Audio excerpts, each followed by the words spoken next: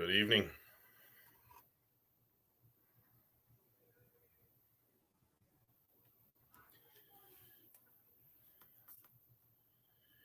It is Saturday night, RC Conference Live. It's been a while since I've been on. Posting the link, it's open chat. Anybody can join the panel.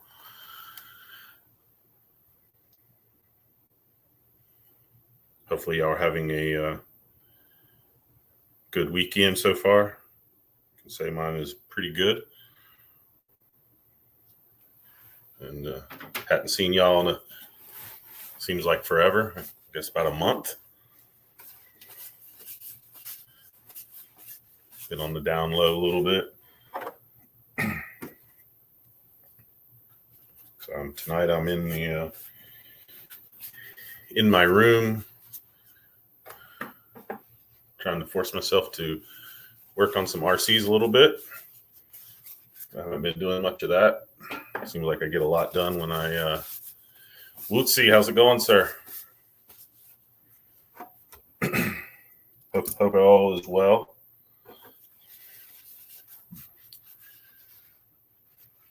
Yeah, all's good here. I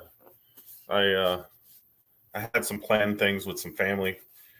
Came into town I hadn't seen in a long time, a concert and a few other things. And I'll be honest, last weekend I should have been back on, but I just wasn't feeling it, to be honest. So I've been so busy with work. We've been extremely busy this year, and most last like month and a half particularly. I've just been beat and had something to do every weekend. This is my first weekend that I actually haven't really had anything to do, which has been nice. I haven't done much today. Hang out with my son, about it. That's been nice. So, and I hadn't touched an RC until last Sunday. First time I touched an RC, honestly, in probably close to 2 months. So I did some crawling last weekend, which was awesome. Had a visitor in town. A lot of people know him as Asian, Wilfredo from, he's a team driver for UGRC. He came over for the weekend, and we went out to the Exoplex for a competition. And he finished first. I finished second, which was awesome. And had a great day of crawling. Finally got to test out some of my new stuff on my Predator build that's been on it, but hadn't been able to test. So that'd been nice. And I've got it on the bench today. Messing around with the shocks, relocating them. Checked one because I thought it was leaking. Doesn't appear it was, even though it looked like it was. But making some body adjustments as well for mounting. And like this thing here is the main RC that I've done anything with in the last 2 months. I did drive my trail walker a little bit last weekend. Yep, you're right. Sometimes you need a break, and I definitely needed one. Dennis. What's up, John? How's it going, sir? Good. How you doing, man? I'm doing all right. That's good. Hey, congratulations on the comp last week. Yeah. It was first time I touched an RC in like 2 months, and it was awesome. Yeah, Asian got first. I took second. It was a good day. Now you need to get a Dirty South chassis. I want one, and I will get one. I definitely will get one. I've got to start building my BRX-01, and then I got that chassis I won from Sean. I got to do something with. Chris, how's it going? So I got to do a few other things first, but I'm definitely wanting one. I actually got to drive Exocaged's Dirty South build, and yeah, I really like it. So both Jeremiah and myself got to drive his at Beat the Creek. Yeah. Man, that thing is butter smooth. Yes, it is. Very smooth. Very, very smooth, and very, very capable. I mean, it's a good rig. I know Kurtz, how's it going? Asian drove it also, and he was like, dude, this thing drives totally different than my Dirty South. Oh yeah, definitely. But yeah, it drives really, really good. So it was nice to drive that. Yeah. So I do want one, and I will get one at some point. Right. Just I need to do some other things first before I No, start I another hear you. build. So, but yeah, that was a good day crawling. That was my first time driving this with my anti-foams and with the Draft Tech shocks. So it was. Oh, you printed your own foams? No, I bought anti-foams. So I actually have the Three Brothers RC anti-foams. Okay. I've had them for probably a month. And they've been installed for almost a month, but I hadn't, besides on the carpet in the house, I hadn't had a chance to take it out and test it. Right. So that was I actually tested for like 5 minutes before the competition started. And I actually lengthened the wheelbase a little bit, tested it, and didn't really like it, shortened it back up, and definitely like it, like I had it basically wheelbase, the length. But yeah, she's running the best she's ever ran, that's for sure. Good to hear. So, yep. And I can't see chat because I'm on my phone and not at home. So anybody in chat? Yeah, we got Kurtz, Wootsy, saw Chris there. I did post the link up if anybody wants to jump on. It's in the chat. Feel free to hop in, and we can do some BSing. So you're working on that blue chassis right now, or? This is the Predator. I had the shocks in the back. I had them upside down, and one of them, it looked like it was leaking. Even the Asian's like, yeah, your shock's leaking. So I was like, all right, I must have caught the rubber cap or whatever. So I took it apart right before I went live. Not low at all. I mean, I don't know if it was, maybe I had it overfilled and it leaked out, but like it was perfect. So I put it back together, and I'm flipping the shocks back to normal because it was hitting the body in the back. So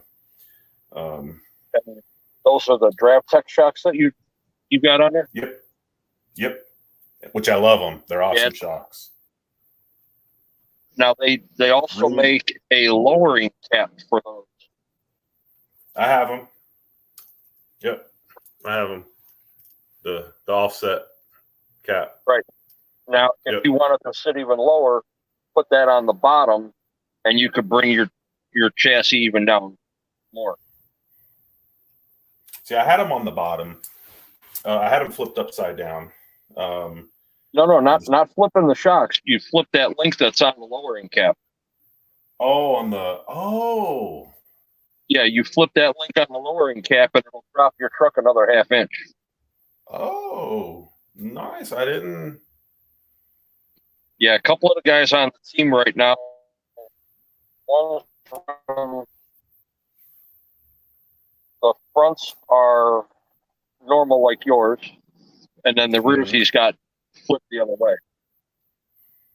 And I might try that. So I was, Asian came and stayed with me, to come over and go to the comp. And I had been talking to him. I put these on in the front. I've got super soft springs all the way around, 30 weight oil all the way around. And the front, you set the truck down, the front slowly settles all the way down, but the back wouldn't settle at all. Yeah. Now, I could push it down and it would stay down, but it wouldn't settle on its own. And I'm like, what the heck? What am I doing wrong here? What's going on? And I was thinking about drilling out the holes in the piston on the inside to see if it would allow the fluid just to move up. But then Asian was like, dude, you got the overdrive in there. He goes, it'll settle. As soon as it starts to drive, it'll settle. And I'm like, all right, I'll give it a Yeah. shot. I'll just drive it like this. And he was right. Sure enough, as soon as I start driving, the back end just pulls down with that 40% overdrive. Yeah, it looks like you have a Carolina squat going on because it'll drop. Yep. Yep. And I didn't like that. So that was one of the reasons I lengthened the rear, trying to get a different angle on the shocks to see if I could get it to sit down more. And I did get it to sit down naturally a little bit more, but still not enough.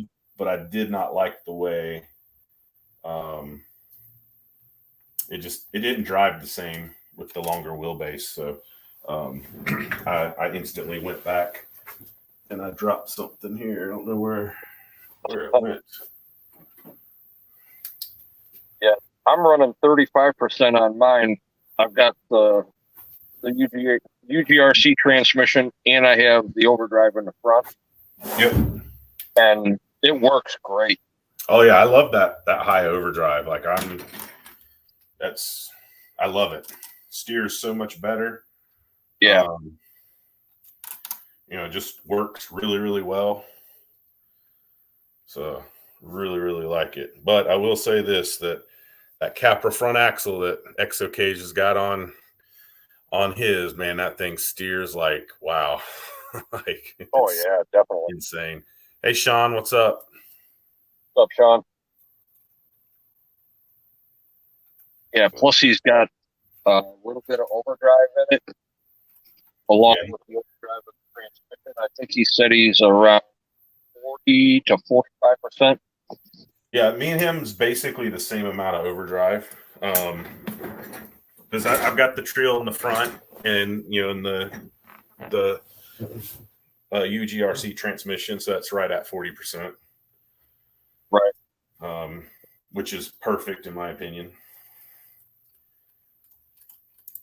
But yeah, me and Asian had a good time. I think we both hit 2 gates each total in all the whole courses, and both of ours were stupid mistakes. Yeah. In gates, mine, it was like I walked the course, beforehand, looked at everything, and I had this one line. I'm like, all right, I'm going to go this way, and as soon as I went that way, the truck nosed over, and I was like, damn it. And later I tried it again going the other way, and I'm like, why didn't I just go that way? Like, yeah. Oh. So, and you're still running the Gen 8 axles, right? Yep, me and Asian both. Yep. And yeah, I'm kind of undecided on what axles I want to put on my second build that I've got sitting there right now. I could have had a set of brand new F10 axles from a buddy that bought them from Joe at Pizza Creek for $100, and he was only parked 2 spaces away from me. And by the time I sat down, opened my box, and seen I had a servo that he wanted, the kid already had just handed him. Oh my God, are you kidding me? Brand new metal axles, and he would have taken a servo from me in a heartbeat. Yeah.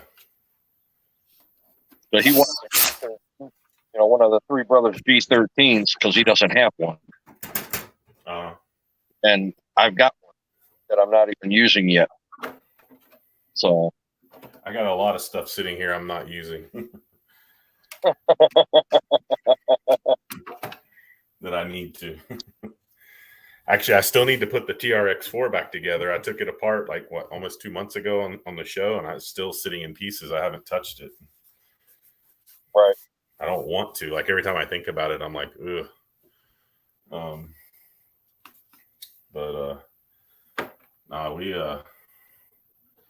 We had a good time last weekend, and yeah, Asian did phenomenal. I think his total time was 10 minutes, and my total time was 12 minutes. So, right, it was pretty cool.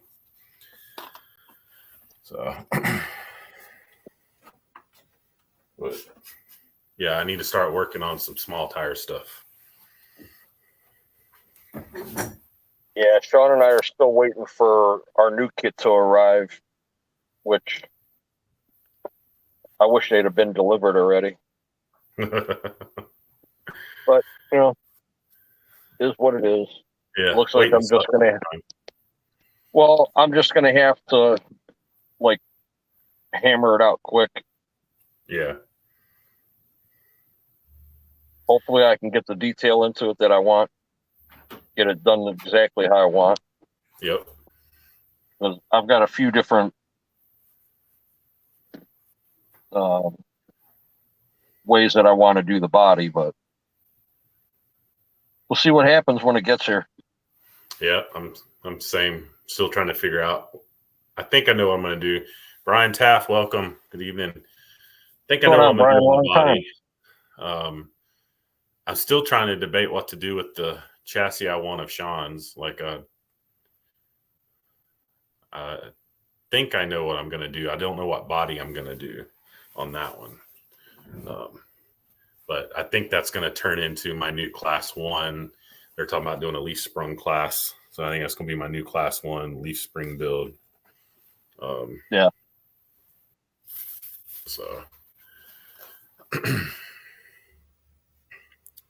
but yeah, it was nice to get out there and do some RCing last weekend. So, yeah, this weekend I got a break. Last weekend I had a comp on Saturday with the whole new course layout. And then Monday we had a comp with a totally new course. It wasn't just a layout, it was 3 times the size of what they normally had. mm-hmm. And it was split in half, which they had 15 gates, or I'm sorry, 7 gates on one side and 10 on the other. And it's the only place that we go to that they time the course. So we had 17 gates, 17 minutes. I had 1 gate. Nice. With 2 repositions, 3 rollovers, a whole ton of reverses. And I finished with 43 seconds to spare because of the rollovers and trying to get the right line and, just getting high centered or just hung up. Yeah. And 907 Arctic, welcome. Robert, how you doing? It wasn't a bad score for 17 gates and 27 drivers. The lowest score was a 96. I scored a 123. So I was still in the top 10. And I was the only UGRC team driver there that hit the top 10. Nice. Everybody else was having problems. There was a guy there that ran a Predator chassis. I don't even know who he was. He ended up exploding his drive shaft and output on his transmission. Wow. The other 2 team drivers, one had an issue with his steering, and then the other had an issue with his drag brake, and then it turned into an issue with his tires that he picked. But I've just been running the same setup. I ended up having to replace my servo mount before I started from Saturday's comp, which I didn't know was broke until I set it on the table, plugged it in, and hitting the steering and the servo was doing this. Twisting. Mm-hmm. Well, it just stands up straight, so it shouldn't twist at all. Well, it was just dropping the whole plate down. So I changed that out real quick. I readjusted my panhard, and then I just put it out there and ran it. And, the whole time that I'm there, I got Guru with me, and he's watching, and he's, trying to learn and look and see what everybody's got. And He's just shaking his head. He goes, "Oh man, I don't know." So after it was over, I let him drive it, and he went inside and bought a UGRC Dirty South chassis. Yeah, it's a nice setup. So hopefully I'll be getting rid of the Panhard bar here pretty soon.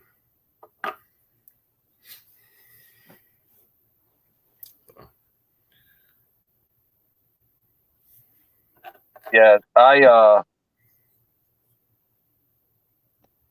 ended up having to move my Panhard mount back toward the shock tower because I thought the Panhard bar was actually going to hit the top of my diff case, and it didn't. So I moved it back this way. Now, when I steer full right, the tire doesn't catch the side of it. I thought I was going to tear the side of my tire out. Yeah. Yeah, I'm going to do servo on axle. Try it at least. I'm going to try it, see what I think. So. Oh, the Predator chassis with the Gen 8 axles doesn't have a servo on axle? Well, you know what? The Gen 7 one, it does technically. I've 3D printed one for my normal Predator. That one, okay. I need to do something with that one. Like I was talking to Asian about it. That one, I've done things, well, a couple things anyway that I regret doing to it. And I need to finish mounting that body. I need to get different tires for it. I don't know. I need to do something with that. I haven't really used that truck really at all. Like I drove it maybe twice with the servo on axle, and it hasn't been worth a darn. Guru. Oh, you say it's quite many pops. What's up, Guru? What's going on? And so that's sort of why, and especially now with the Dirty South being out and having these two small tire rigs, I'm like, I can take my Class 1 trail walker, make it a Dirty South build, and then eventually make this my Class 3 rig. Right. Yeah, so you got you one, huh? Yeah. Yeah, you need some Drive Tech shocks. I got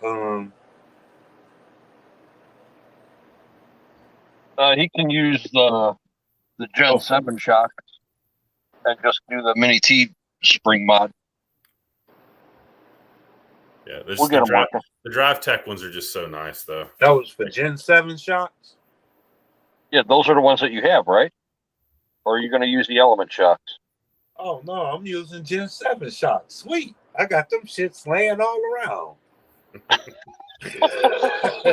And I got my little spring somewhere.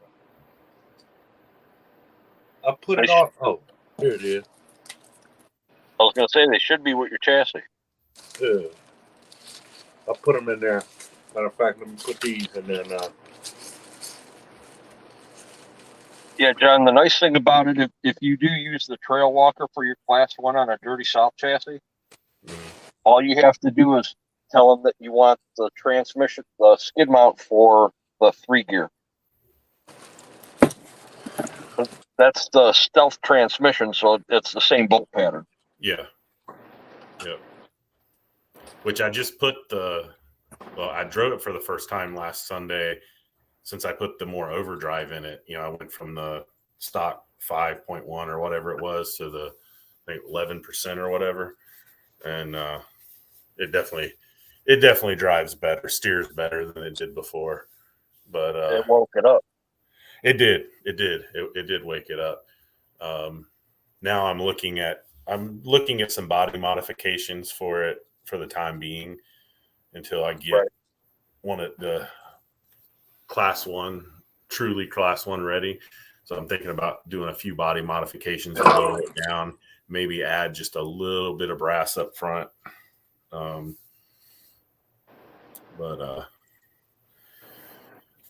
it'll be a Dirty South build at some point. It's just I don't know if it'll be into this year or what, but it will get it eventually. Right. Well, if you don't do it this year, just hold off because he's got another chassis on the board right now. Maybe that might be what I do. And it's going to be a Class 1, Class 2 chassis. Okay. I've already seen the drawing. He's going to try to get it cut out by the end of the month and hand a couple prototypes out to us. So I'm just I'm going slow into the second Dirty South build to see how long it's going to take them. Yeah. But either way, I'm going to wind up with that and probably a Predator. Gotcha. So I told him I want at least one of each, and do whatever, a Class 1, a Class 2, and a Class 3. Yeah. And then maybe just build this other Dirty South into a trail truck. Because that's what Joe ran of his at Beat the Creek. Mm-hmm. And he was amazed because he's got big tires on it. It's a wide body, and the thing weighs a ton. And he's running a small snub-nose revolver in it. Yeah. And, Joe drove mine, and he's not used to having a lot of throttle. And he's like, I'm not used to driving a truck that's got a lot of wheel speed on rock. I said, well, we need it for what we do and where we drive. I said, I understand what you guys have. He goes, yeah. He goes, most of our stuff is flat ground, and we have to build the rock. Yeah. So it's not like, I could just have rock hauled in. Yeah. Yeah, we have to have a little bit of wheel speed. Like, I'll be honest, from my perspective, I feel like Joe always builds stuff with more wheel speed than needed, or not needed. I won't say than needed, but more wheel speed than I build with typically, which we do need some for the one place, not his place, but you don't need wheel speed at his place at all. But at the main place we usually compete at, the Scaleplex, the back is dirt and we have hills, so you got to have some wheel speed to get up those hills. Right. Which, they came out with the 2300 Fusion, so now I'm like, Does the Predator need the 2300 Fusion, and then I can move this 1800 to something else? Right. Decide, because I was going to do a Fusion in the BRX-01. I was planning to do Fusion in that, so it makes it easier for the interior.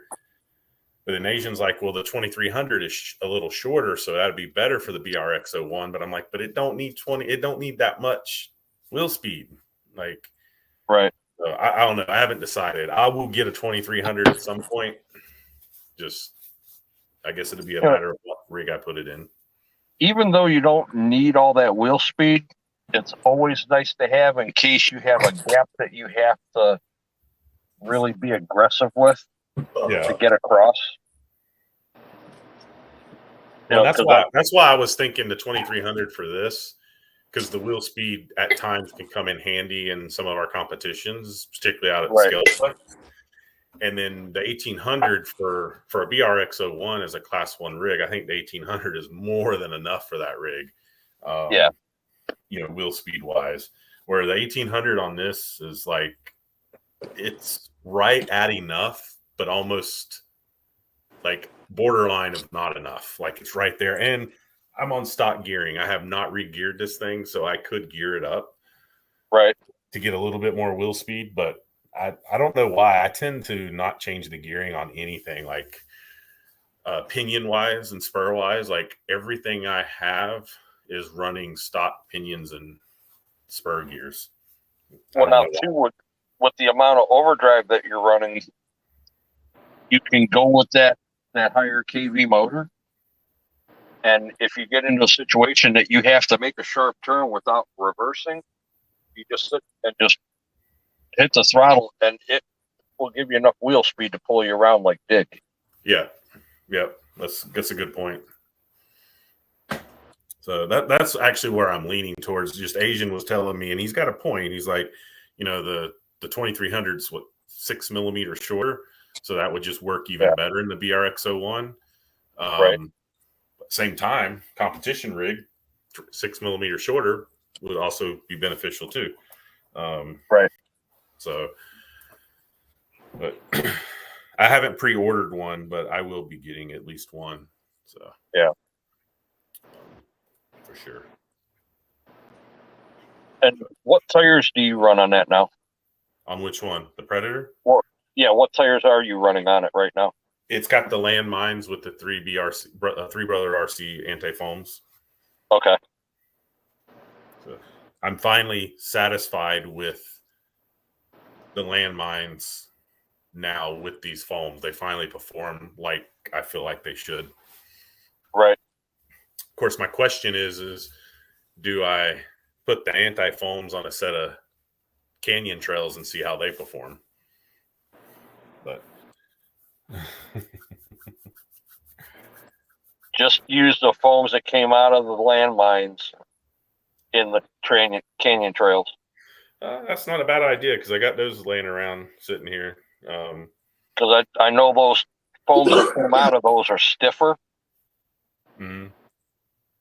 And if I'm not mistaken, they're the black foams that came in them. So they are more dense, and they will fill the tire good enough where you'll still get tire squish, and they'll conform to the rock. They do work very well. Where you at?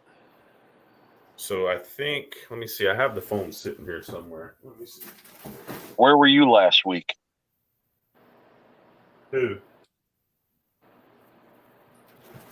Okay. Yeah, it's nothing serious. Okay. Yeah, so I actually have two different foams that were in the landmines. Yeah, these, the day before, and these are the CI foams. Oh, okay. That I had in the front, which there is a width difference. Yeah, they'll fill the sidewall up pretty good. Yep. But I will tell you, these anti-foams, the sidewall support of the anti-foams is phenomenal. Yeah. And I'm even thinking about picking me up some different filament for my 3D printer. I have a couple files for, my own anti-foams, if you want, not my own, but somebody else created. Right. I've thought about getting the correct filament and trying to print some just to see. But I'm extremely pleased with these anti-foams. Yeah. Yeah, we run the EJ Pro Comp liners. Mm-hmm. It's basically the same as the anti-foams. If you drove Asian's truck, that's what he's got. I didn't drive his. We were supposed to swap and drive, and it just actually he did have some problems with his, which he originally thought he messed up a diff gear in the front and swapped it out. Was still having an issue. He's like, man, I must have broke a portal gear. But once he got home, he actually found out the pins. He snapped a couple pins in the front. So oh wow, yeah, it was a little surprising, but yeah, he snapped a couple pins, and he found that after he got home. So he was having issues, and we didn't swap. So, right. But so, are you going to USTE this year? I'm going every year. Well, that was a dumb question. But you're not going to Badlands, are you? Probably not. I want to, but I don't think it's going to happen. Okay. I want to. I do want to. I just I haven't made any arrangements. And I don't at this point, I don't think I'll be able to. Work's a little crazy for me this year. And it's becoming a little harder for me to get time off. Right. So yeah, same with me. We're getting real busy right now. We're about ready to start building a couple more trucks for what we do, and it's just been hectic. yeah. Long days and early mornings, just trying to keep everything going and keep all the crews out. Yep. Get home, I don't want to do anything. I hear you. I've been so stressed here, especially the last 3 weeks. Probably I've been so stressed with work. I come home and I don't want to do nothing. I have a video to edit. The footage is probably close to 3 months old. All I got to do is edit it. I don't feel like doing it. I do. I recorded a little bit last weekend, which I was mad at myself. I charged everything up Saturday night, packed everything in my backpack. Me and Asian leave Sunday morning to go out to Joe's, get out there and realize I didn't bring my backpack. So didn't bring any of my normal recording stuff, but I had my phone, so I didn't record anything I did. I think I recorded Asian driving Joe's rig, and recorded a few other people driving, but I didn't get the normal kind of footage I would normally get. So, and I don't know if that played a factor in why I did so well too, is because I wasn't recording. So maybe I just drove. So not sure. Yeah. I met up with RC Voodoo today at local drift course, and I was going to take and do some footage of him actually drifting, but it was more working on his car and trying to get it working. Yeah. I did not know y'all was there. So we were trying to get everything programmed on it. Trying to get the tires to wear so it wouldn't slide like it was on ice. Tried a different set of wheels and tires, did the same thing. Change the offsets around on the back wheels to get a little bit wider on it. Worked a little bit better. Then come to find out that as he's making maybe a lap and a half, all of a sudden the car would just stop. And then he'd pick it up and it'd be fine. So we're trying to figure out what's going on with it. He thought it was an ESP. I thought it might have been in the receiver, because it happened in the same spot on the track every time. What time was y'all there? He was there at noon. I got there around 1:30. I got home around 8.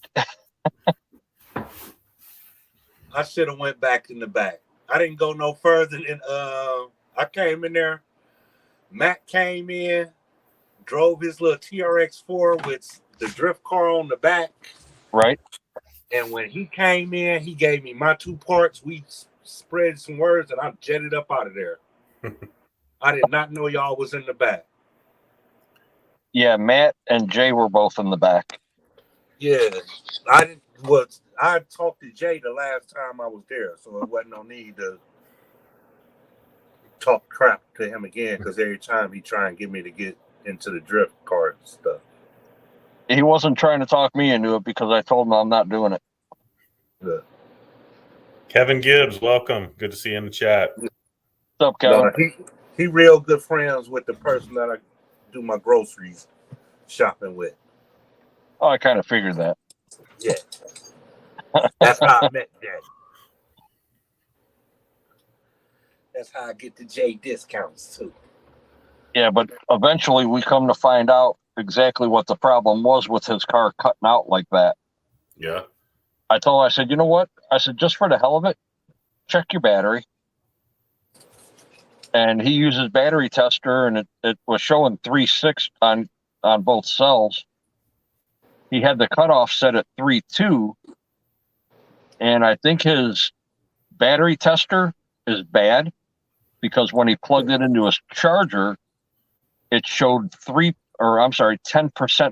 battery left. And he put a charge to it, and it didn't act up one time.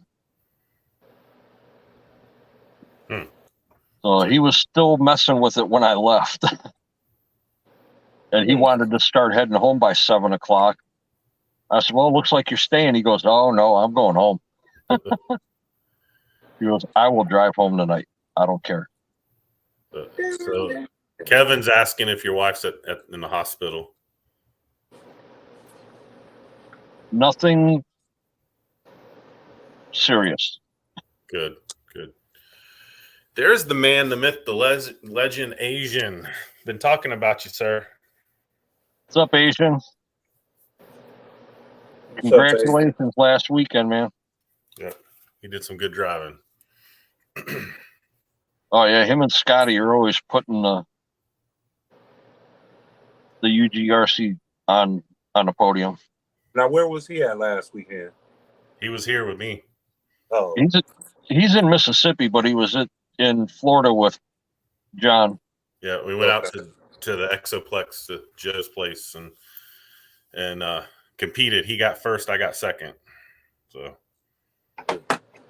Asian, you need to jump up in here, man. He put the Dirty South on the podium, and I put the Predator right behind him. So it was a good day. Yeah, he likes to travel.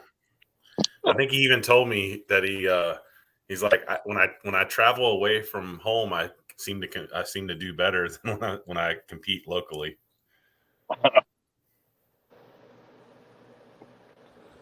We had a good time.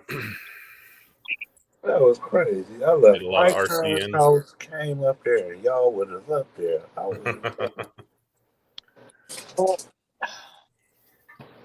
was tired anyway. I've been cutting all day. Oh, trust me. Voodoo looked like he was still sleeping. Yeah, I felt like I was sleeping. Parts that you told me I needed. Which parts? The Traxxas links. I had Matt hold them for me. That's why I came up there and get them. Oh, okay. Because I was supposed to come up there yesterday, but I was out cutting yesterday and I was busy. So, right. No, I was quoting yards. I wasn't quoting yesterday. Asian said, "Yeah, I'm too relaxed when I'm local."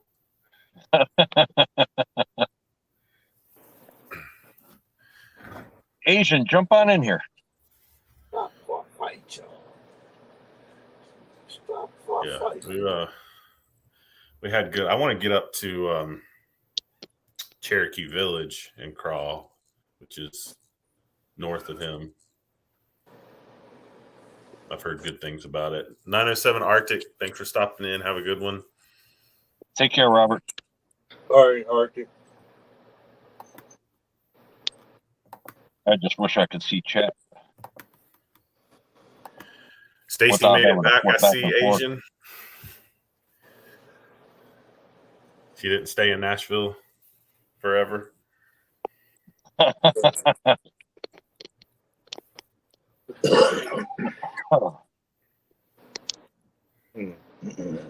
the wife and the kids went to Nashville, and he says, "I'm heading to Florida." That's a good trade-off, right?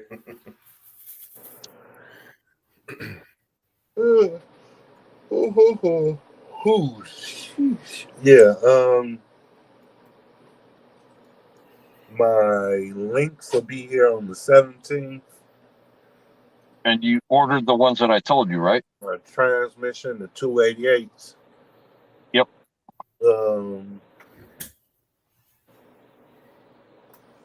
I think my transmission on the 8th. Hey, Asian, did Stacy find out about your Raminator buy yet? That's something else. Oh, if not, she did now. Right, because he just said he was chilling with the wife. Dry snitching. No, he didn't buy one. Just kidding. No, I didn't buy one. I definitely wouldn't buy anything else RC related. He was drooling over Joe's. Even posed with it and took pictures. Oh, the rat rod. Yeah, what is it, yeah. rat RC? Joe pulled it out and beat on it a little bit while we were there. Oh, that is a nice wrap on that. Yeah, a wrap's coming off though. It's actually he's beat it up quite a bit on the back end, so it's already the tailgate section is pretty much already gone. The wrap, so he's planning to take it off and do a exo caged wrap on it. Yeah, Nice. Yeah, he said, I did tell her I want one. I looked at the mega truck when it's slightly cheaper. Yeah, he messed with her. Yeah, he messed with her while we were there. He took a picture. I took a picture for him of it, and he sent it to her. I was like, look what I just got. The reply, divorced. I know if I bought one, that's where I'd be. Hey, Queenie. Queenie, welcome. But yeah, he played a little prank on her. But Chris says, I bought the world's smallest RC helicopter. Don't even want to know. Asian said she was not happy when he told her that.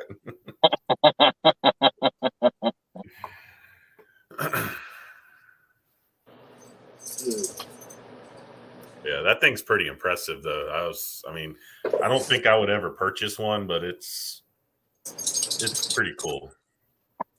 When he had it at Beat the Creek, he had drove it behind Vendor's Row, and he just stabbed the throttle one time, and it looked like a grizzly digging in the ground. I mean, just shit going everywhere. Yeah. I was like, oh my God.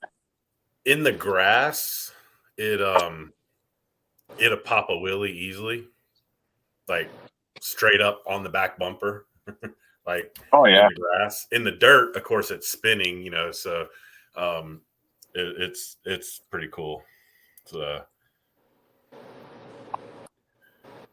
yeah, he said she really thought I spent $4K. And he said, it's amazing, Dennis. I'm sold. So Chris got a helicopter that's the size of a Hot Wheels car. Interesting. That's like a nano. Right? I'm curious how that flies. Like I have actually flown a helicopter before, RC helicopter anyway. I'm curious how something that small, how well it flies or how well it doesn't fly. It's got to sound like a bumblebee flying around your head. A gnat in your ear. But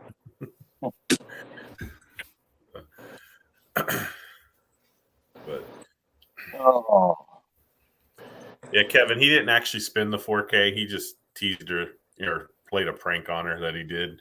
And that's why I said what I said earlier, since I knew he was with her. I just pushing the prank along a little further. I know that's right. You say yet. Yet. But he definitely wants one. Which I will say that Joe's has impressed me, because it's not the first one I've seen. Because I don't remember the guy's name. There's a guy that has had one the last 2-3 years at USTE, a different one, and he's jumped it off the ramp the last 2 years. And it jumped, and it jumps pretty well actually. But I know he's bent a couple things on it both times Right. or both years. And Joe's jumped the crap out of that one and really doesn't seem to have done any It real doesn't look like his got affected at all. No, it's taking a beating. Chris said that's what Dad said. The Nat. Kevin Gibbs, I would have been dead before I could have told her it was a joke. Yeah. As the knife goes in your chest, you're saying it's a joke. I'm being emailed divorce papers and an eviction notice. An Asian says, I'll definitely go electric and ditch the gasser. Right. Yeah, and you don't want to go as wild. You don't want to go as crazy as RC Sparks did with that. I mean, just the ESC alone's got to be $1,000. I wouldn't be surprised if it ain't more than that. I know Joe's going to go faster. Joe's putting a bigger motor on his. He's already got it. Yeah, I watched the video yesterday with RC Sparks. Or no, I'm sorry, it was this morning. Trying to set a world record for a Raminator for speed. He got it to 97 miles an hour. Or 97 kilometers. Yeah, I watched that one today too. And he had an issue with it. And I watched the next video, I think it was. Maybe it was the one before that where he had to take the transmission out. That was those videos. The one he tried setting a record was at an abandoned airstrip. Yes, yeah. Yeah, I watched that. He had his wife and son there, sort of like helping. Yeah. Yeah, I watched that. And then it locked up or whatever happened. I don't know. Maybe he cooked the motor up. It was, he thinks it was something with the motor because then it would cool down and it would be fine. Yeah. But the last time it locked up and cooled down and couldn't get it to move at all. Yeah. Asian said, I've already looked up the electric conversion. Yeah. And Guru Kevin asked, have you done any more to your garage? Mm-mm. Nope. I need to work on mine. Filled it with stuff with a dirty South bag.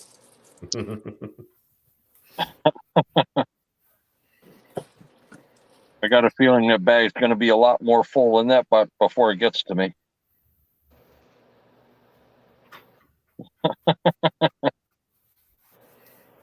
Yeah, it's a lot on the way. I wanted to start putting it together, but I was waiting for my Kevin Gibbs is asking if Sean is still in the chat. He said, don't they build the Raminator by you? I don't know where they're based out of. They're in Jersey. Jersey, okay. So, yeah. I think he said it's like 5 blocks away from him. Oh, wow. Primal, Rovin, and King Motors is all in the same place. Okay, cool. Yeah, I saw too. I hadn't watched the video, but I saw it on YouTube where I guess they unveiled the new Gravedigger Primal RC at the World Championship of Monster Truck Jam thing. Yeah, Tony from CCXRC was there when they did that. Yeah. I'll tell you what, that looks really good. Yeah, I need to watch the video. I haven't actually watched it, but that's what a monster truck, an RC monster truck should look like, though, as far as I love Gravedigger. Oh, yeah. Asian, yes, he's got a Dirty South chassis. He's collecting some more parts.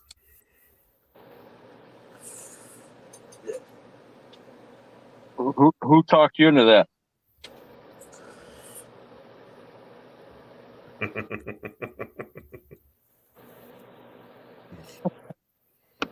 It wasn't me. Yep. Yeah.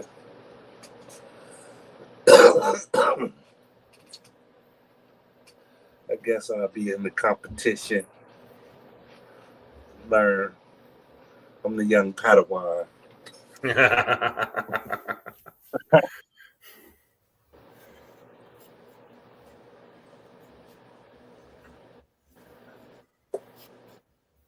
Asian, we'll have him ready to put it on the rocks by hopefully the end of July.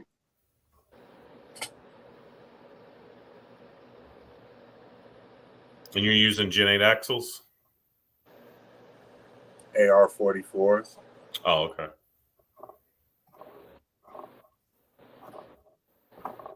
Yeah. I figure no need to have step. I ain't gonna be able to blame the truck. The truck gonna be flawless. It's gonna be the operator. Hey, Driver mod error. me and Asian had this conversation last weekend. Like, obviously, me and him both have, I have my original Gen 8 V1 that's still on the original axles. Obviously, have this that's a front original axle. The rear is an HD axle. And people give Gen 8s crap, but I mean, Asians beat on his in competition, and I don't think people realize sometimes how hard competition can be on an RC, especially when you're driving a well set up course. It can be really, really rough on these trucks, and I'm trying to think of what I've broke on, because I competed with my V1 Gen 8 for a whole season, but trying to think of the things that I've broke, and I've broken one rear axle, and it was on this one, and it was because I didn't check the rear axle and the screws were loose in the back and where it goes in, and it twisted it. That was my fault. So to answer your question, Kevin, yes, you can. There's been many of them done already. Could you put a hard body? Yes, Asian's perfect example. Asian's Dirty South is a hard body. I was going to say the link was at the top, Chris, but there I just posted it again. Asian only runs hard bodies. So yes, absolutely you can. And I want to know how come Asian, Rob, and Dave Thomas both, how all three of you guys have 4 of them already. I only have 2. What the hell am I missing here? Welcome, Chris. What's up? What's up? How's it going? Just another day. What's up, Opie? I think Asian's still got stuff laying around that he ain't used yet. Yeah. So, y'all ready for this? Here it is. It's actually, it's even bigger than I was expecting it. I was expecting a little smaller. I mean, it's still small, don't get me wrong, but yeah.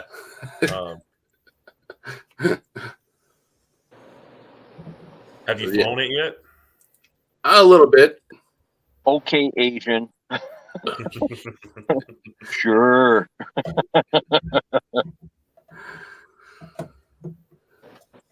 Yeah. That's the controller and case for it. Interesting. What is that, a Game Boy? Part of a Game Boy.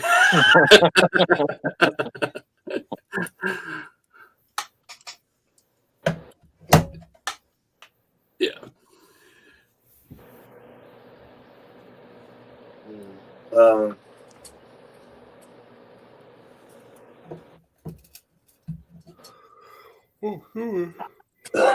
What shocks were you talking about when you was talking about the 80 miller, the 80s? The Draft Tech.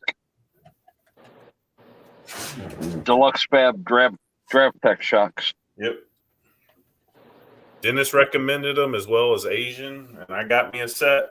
I've never built a set of shocks before. I've like opened stock shocks up and filled them or whatever, but building a set pretty easy to build, and they're really, really smooth. But I don't know if you can sort of see that's them. They've got 80, 90, and 100. Yep. I mean, and they are. I mean, I don't know. I guess it depends on how you look at it. Some people might say they're expensive, but right. I mean, for what they are kind of pricey. And for the parts that you get to actually build them, that's when everybody's going to say, yeah, they are pricey because they use Traxxas parts.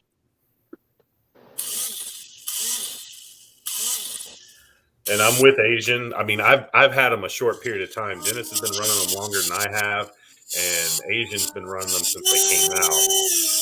And he won't run anything but them. And I mean, I'm sold on them already. Even Joe's sold on them. He's like, they're great. So yeah, I love them. Easy to build. I absolutely love them, and more than likely, when I do the Dirty South build, more than likely we'll get a set as well. So, This is swatting flies in the house. Yeah, Kevin Gibbs, are you asking what size shocks, or are you asking something else to make sure I'm clear?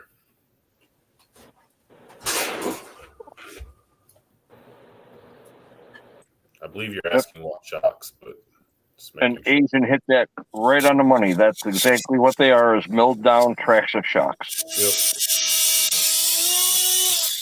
Yep. They do have different colors for people that want, different colors. 80. Huh? I was telling Kevin that you was telling me 80 for my belly dragger. Oh, Kevin, it depends on what you're putting them on also. Yeah, I'm running the 90s. Yeah, that's what I've got. Yeah, I'm running the 90s with the drop, the drop cap on them. So, and not knowing until you told me earlier, Dennis, I didn't realize I could flip the end around, and I might play with that and see how it works. It gives you more adjustment. Yeah. So if you're down as far as you can go with that link being on the top, if you just flip it to the bottom, now you could even come down, like I said, almost another half-inch deeper. Yep. I'm going to play around with it, and next time I go somewhere I can crawl, probably out to Joe's more than likely, I'll experiment and see. I'm probably going to pick up a set of those next week. Asian says he runs 85 millimeter in the front and 90 in the rear. Which, yeah, got that little bit of nose down on it. Which I'm trying to remember. He was telling me about this last weekend. Asian, aren't your fronts 90s, but the way you have them set up, they're limited to 85? I might be wrong on that, but for that, Kevin, I would go with the 90s and the medium springs because I'm sure it's a heavy body. Hey, what's going on, Thompson? What's up, Will? Thompson, welcome. Okay, yeah, you're 90.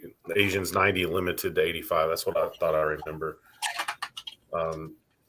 I do have a recommendation that for the Draft Tech shocks, if you're going to get them, buy all the springs. They have super soft, medium, hard. Buy them all so you have them. I bought mine and listed soft springs on them, got it and was like, oh, I need this super soft. Had to order them, wait a few more, extra few days or whatever to get them in. Go ahead and order all the shocks, or not all the shocks. Sorry, all the springs. So you can just tune and adjust instantly. And the nice thing about them is you can get them pre-built. You can. So you don't have to sit there and fumble with it. Because I know Kevin has problems with his hands right now holding the smaller stuff. Yep. So it'd be cheaper in the long run to pay the extra few dollars to have them pre-assembled. This way, all you do is add whatever oil you want, and you just remove the spring and just put whatever spring you want on. Because I think it's a total of $10 extra, I think, to get the 4 built. And I almost did it. Like I was like going to do it myself because I'd never built a set. But I said, you know what? It's time I built a set of shocks. So I said, screw it. And it wasn't hard. But Dennis makes a good point. I mean, the C-clip piece is probably the hardest part of it. And I had a tool, thankfully, so it wasn't too bad. But if you have a hard time with small stuff with your hands or whatever, pay the extra money and let them build them. Yeah, I think it's only a $5 difference between assembled or kit style. Yeah, it wasn't a big difference at all.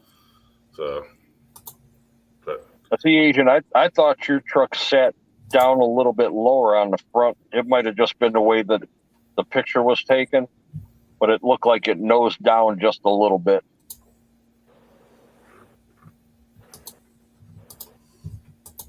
Yeah, Asian was saying like I did, it's $10 to have them pre-built. That's what I thought it was. Yeah, for the extra $10, it's well worth it if you don't want to sit there and deal with the aggravation. Agree. But they are easy to do. Mm-hmm. They actually have a couple good videos on their site on filling and building them shocks, actually, like step by step to build the shocks. And then they also have video about filling them with fluid, how to do it and everything. And the video is spot on. So right. And as far as the shock oil goes, with the way everything is here outside, I run 60 weight with the super soft spring because we've got gaps in between our rocks that we want the tire to carry past. And Guru seen firsthand, my tires, my suspension settles slow. So once it just starts getting over the middle of that gap, that tire is just starting to come down and it just touches the rock when I get to the other side. So it doesn't want to nose into it. Yeah.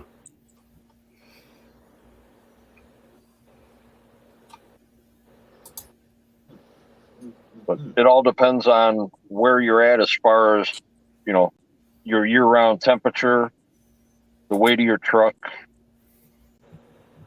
and just how you want it to perform, basically. Kevin Gibbs, the spring assortment is only $11. Is that per shock or a pair? It doesn't really say. I think that's a pair, I believe.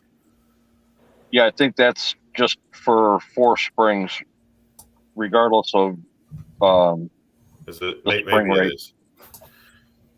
I could go back and look at my order and see because I did have to order.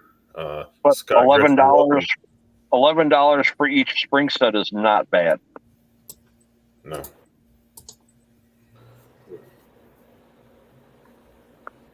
Scott Griffin, welcome in. Yep, welcome. What's going on, Scott?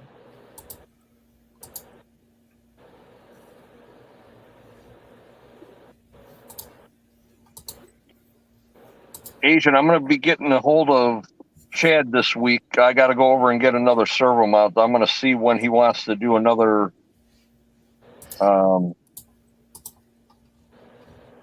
driver's meeting.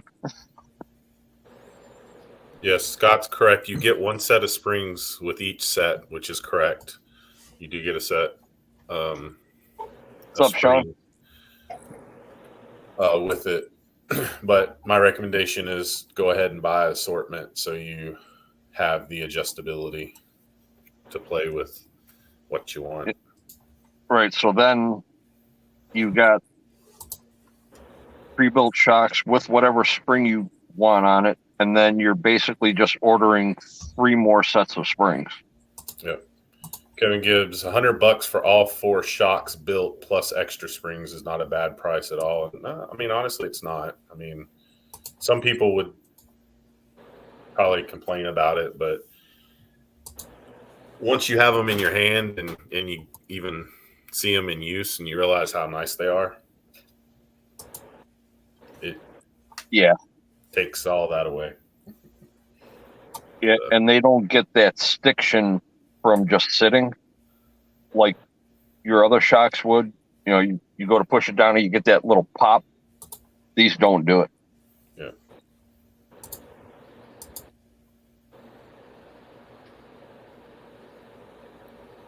They're good. Very good.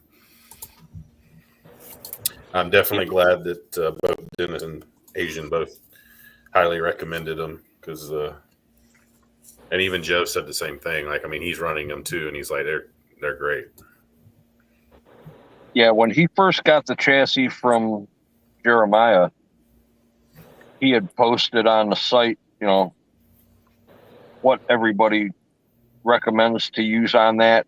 And he asked me personally for just like a list of everything that I have on my truck, and I sent him the list of it through Messenger. And next thing you know is he's got the Draft-Tex, the super soft springs. He's got everything on the list except for he's running an axle mounted servo now and a Holmes Hobbies motor, which, I mean, I couldn't hear that motor run at all because he's got that new ESC on it. Yep. But it's quiet and smooth. Yeah, he said it's a little long. He wants to shorten it up. Because I think he said he's just around 13 on the wheelbase. But he said he wanted to try it and see how he liked it. So he's going to run that for a little bit and then probably shorten it up.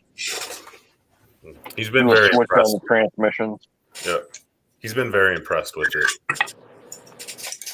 Oh, yeah. The first video that he did, he couldn't say enough about it with the breakover and just the clearance on the one part of the course where the skid never even touched. Yeah. And he was honest with Jeremiah when we were at Beat the Creek. He says, you know what? I like this chassis better than I do the Dirty South. He goes, I hate to say it. He goes, that's what everybody says. And the Dirty South chassis is a driver-friendly chassis versus a Predator where you have to be a little bit more aggressive. Mm-hmm. He says, and not many people like to be aggressive when they're driving only because they're afraid of something breaking. No, I agree. You know, having the Predator chassis, it's definitely a different driving experience and mindset. I mean, it's not, in my opinion, it's not hard to drive. You just got to change a couple of things, right. Thinking on a few things and plan on a couple scenarios. But the Dirty South chassis definitely drives very nice and easy.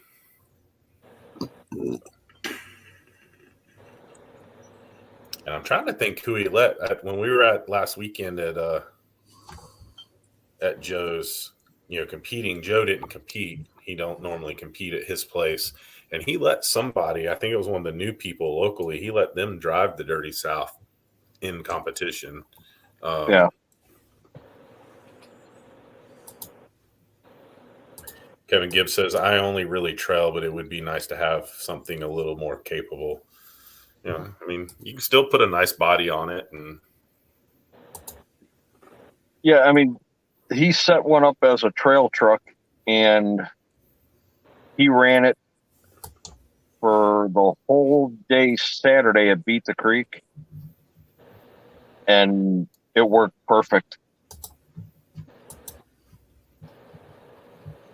Sweet. Correct, Asian. He actually let one guy drive the XO1 and he let another guy drive the Ecto. So he let two people drive both of his rigs in the competition, which was cool. I think they were newer people to competing. Yeah, Asian, I'm right at 12.4 right now with mine. I'm gonna probably drop it down to 12.3. I've got the links to do it. I just haven't done it yet. Asian, what and I at 12.2? What you measured me at when we checked? I believe it was 12.2. On your Predator? Yeah.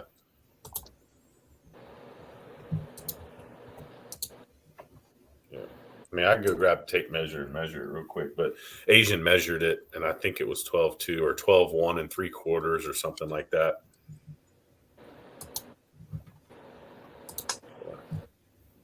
No, Asian's, he's got his at 12.3.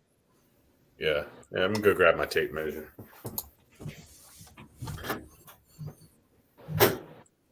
Chris, what you clicking?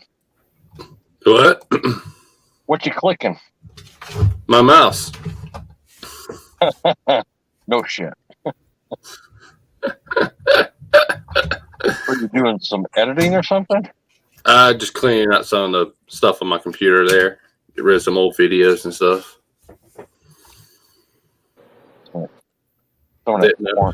Didn't know it was that loud. Actually, sitting on the bench, it is 12 1/4. Wow.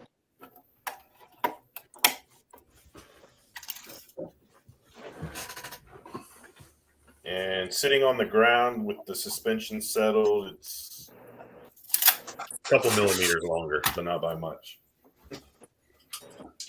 Yeah, so you're right around 12.3.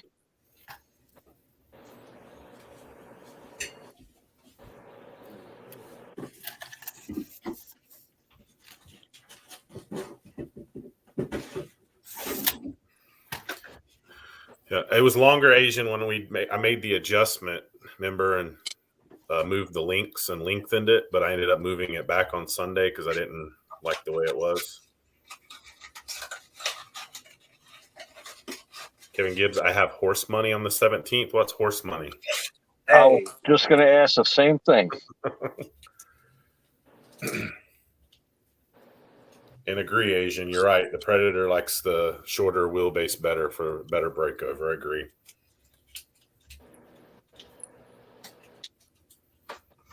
You can get away with the little bit longer wheelbase on the Dirty South. Not much, a little.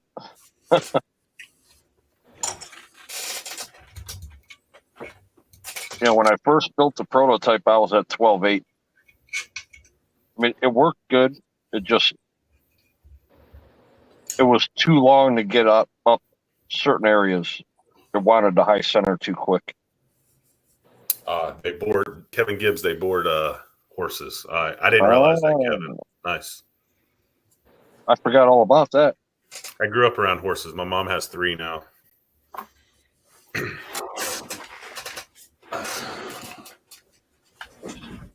So how many of y'all running the Desert Lizards? I have a set, but they're not on anything. I've got to set up my Capra. Mine on my Capra. Anything I need to know about putting oil or just running? What are you going to put them on? Probably the 10-2 maybe. Don't go any heavier than 40 weight. Okay. And use the soft springs the way that they're set up. Okay.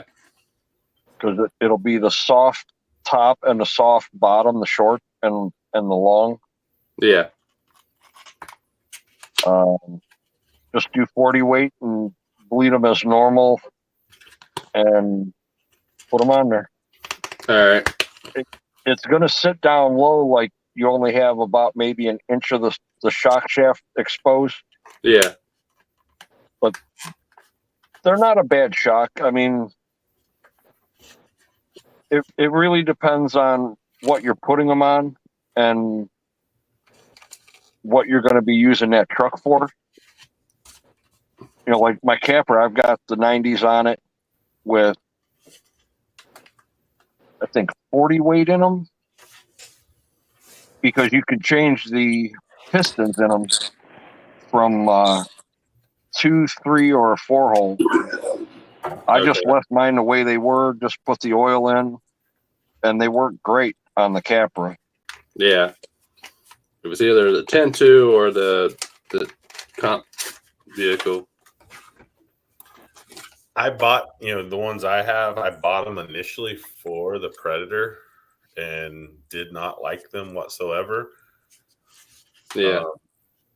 But I'm not saying they're a bad shot, because I know a lot of people run them. They're nice looking, nice made. And they come with plenty of springs and options and stuff, because I still have some of them still in the packaging.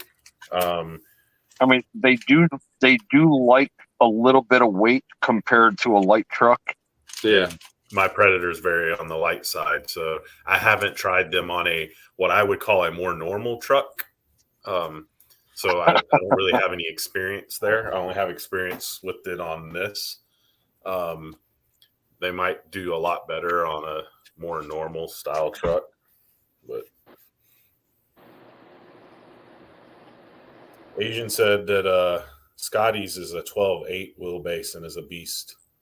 Scotty's also a good driver too. Really, not taking anything from anybody else, but Scotty's a really good driver.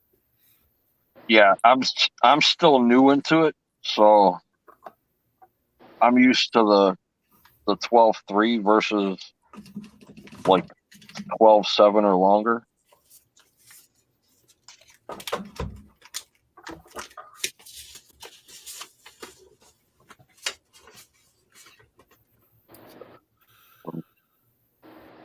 I'll be getting to your Capra this week, Guru, as soon as I get that body done for Voodoo. Then once I'm done with that, then I've got 2 bodies I got to paint for myself. Get those ready. Me too. I got a body I need to paint. Actually, I got 2 bodies I need to paint, but yeah, I just got another creep body and another cliffhanger. What? You didn't do the Gozer? I got a creeper. I got the Cab creeper only? cab. I've been thinking about getting one of those myself. Which one? The creep cab only. The creeper cab only.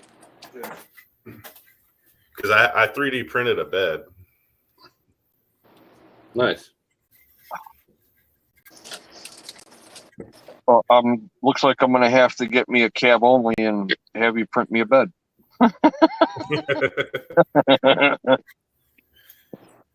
Yeah, I was actually playing with it when Asian was here. It needs to be a little longer, this particular one, but I have another one that I need to print and see how it does. Because I was thinking about changing up the Predator, doing like a cab only with a 3D printed bed. This one's not quite long enough, but it does fit in between the rails real nice, but it's not quite long enough. Brandon, welcome. What's going on, Brandon? Yeah, Asian just said he's finishing up another Dirty South build for another buddy. Asian's going to be able to build those in his sleep pretty soon. Exactly.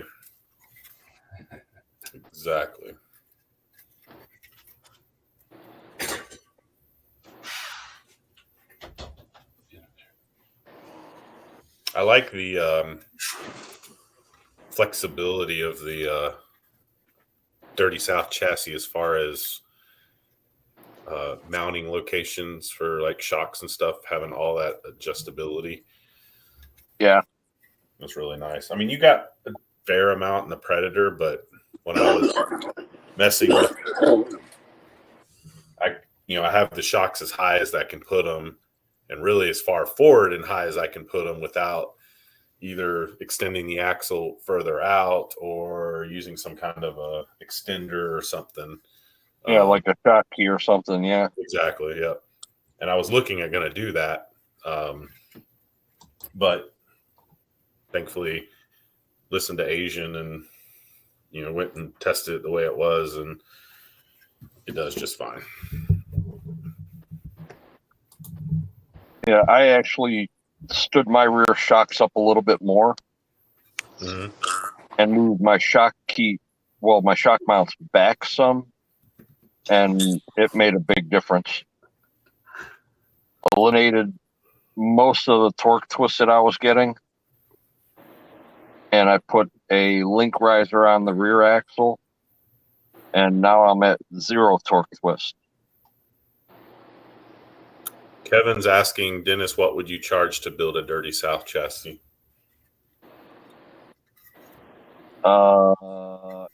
Asian. Need a number. I really don't know, Kevin.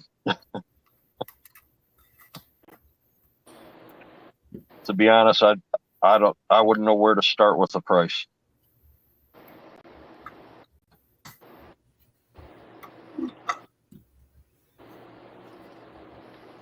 Thomas RC is asking, what helicopter did you get, Chris? And Asian's laughing at that one. Thanks, man. I don't even know the name of it.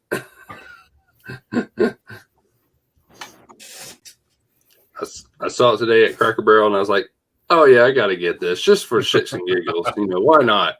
I mean, it's small enough to put in one of the crawlers, so.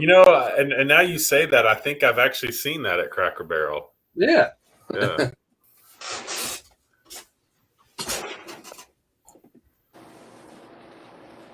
Yeah. Yep. Hey, Kevin, we'll talk later through the WhatsApp.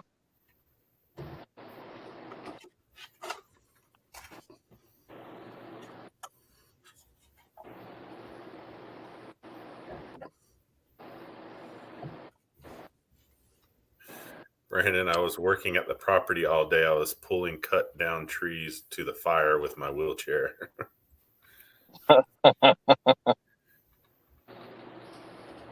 I'm assuming it's motorized. I hope so. Otherwise, he's going to have some serious guns on his Right. shoulder. That's exactly what I was thinking. Yeah, it's actually called the world's smallest.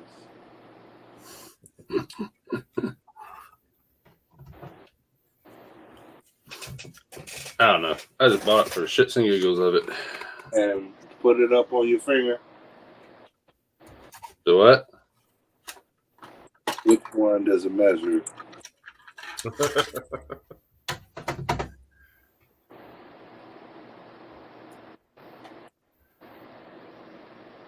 Yeah, it's pretty small. I remember looking at it now. Yeah.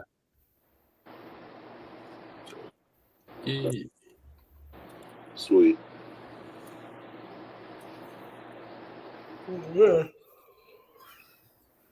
Hot Hoopty, welcome. What's up, Hot Hoopty? What's going on, Hoopty? And John, quit yawning, man. I'm making me tired now. I know, right? I mean, y'all had a exciting day. I mean, disability checks came in. People got all their checks this week. Y'all been out shopping, K&W. And you went to Cracker Barrel and spent your paper route money. Right.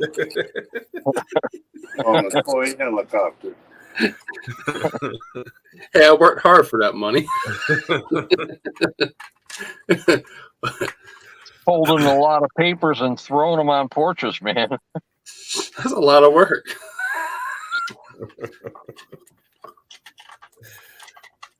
It had to even them out on each side of the bike, man. Every basket had to throw one out so he wouldn't tip over. Yeah.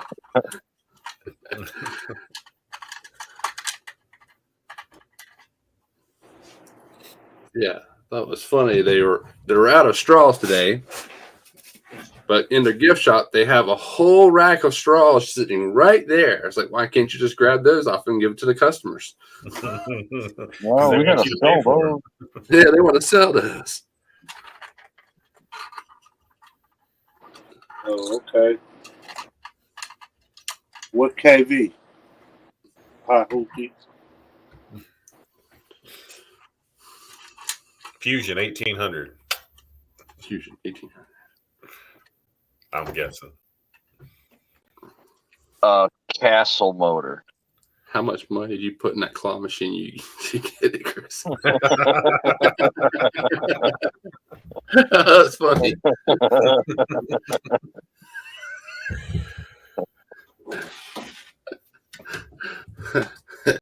Too much. $7. Speaking of claw machine, there you go.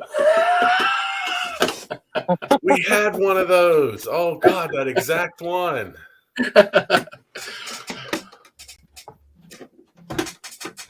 I think that's the one Kevin was talking about. Yes. I probably could put it in there too. We're gonna see a video next week of Chris picking up the helicopter with the claw. That's a good idea.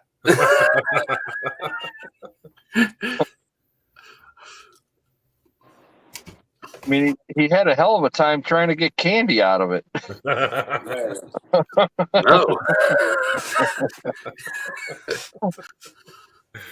No. Only Kevin would say that.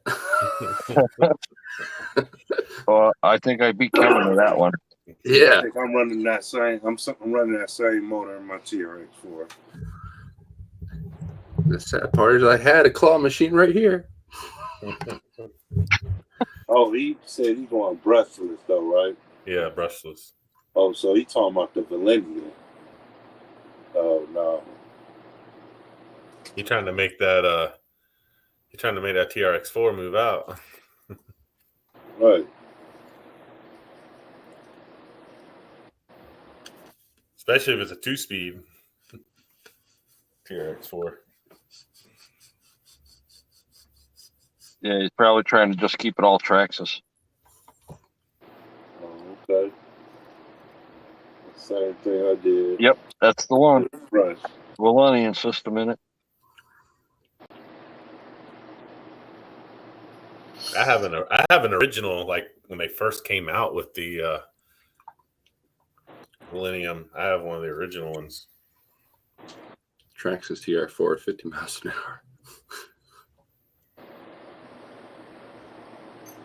That's nothing uncommon anymore. No.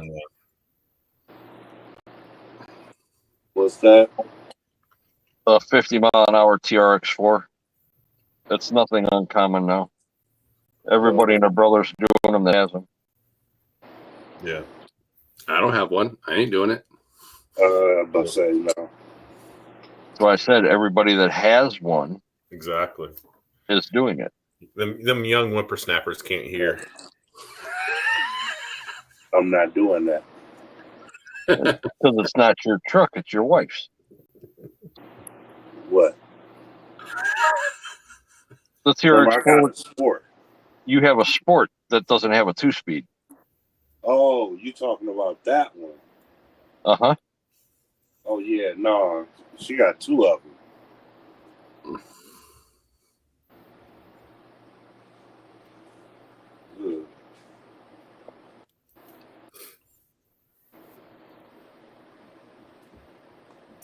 Correct, Brandon. You're She correct. has two.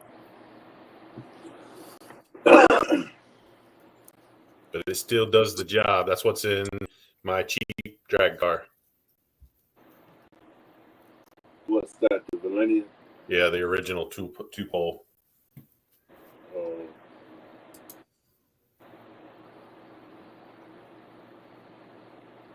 I had that in my Evader back in the day. Which we still need to talk about. We will. We will see each other in person.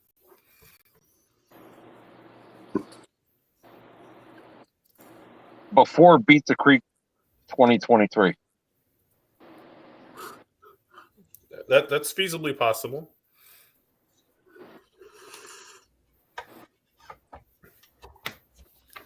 Because I do want. I mean, I want to come up there because I want to go to a couple places up there. I want to go to. Oh, you definitely want to go to Nelson's Ledges with us. I do. That is the number one on my list. Number 2 would be Whip's Ledges, which is not far from where I'm at.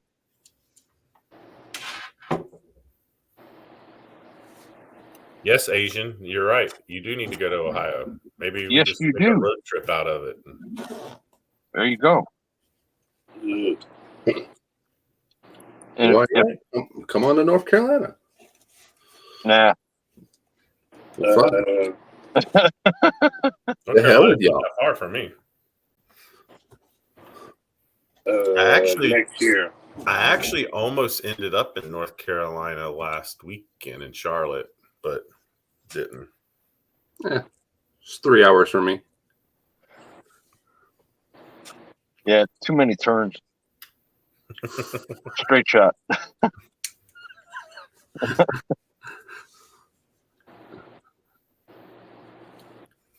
How far are you from? Because I know you've talked about it before. Myrtle Beach. About 50-minute trip Okay. to the state line. Because Myrtle Beach is only what 5 hours from me, I think, Yeah, probably. something like that.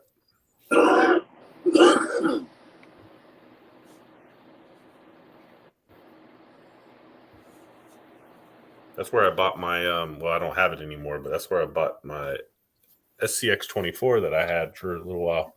It's from the hobby store there. Which one? Ed's Beach. I think it was Beach. Beach as the indoor track, right? Yeah. Yeah, it was there. Yeah. Yeah. You was where?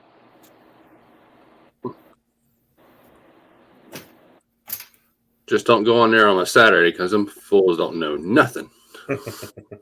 Go where? To beach hobbies on the weekend. Oh, If you're looking for something, boy, them people are clueless.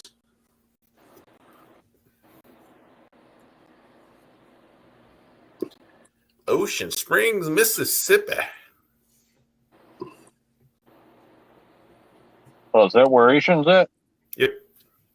Ah.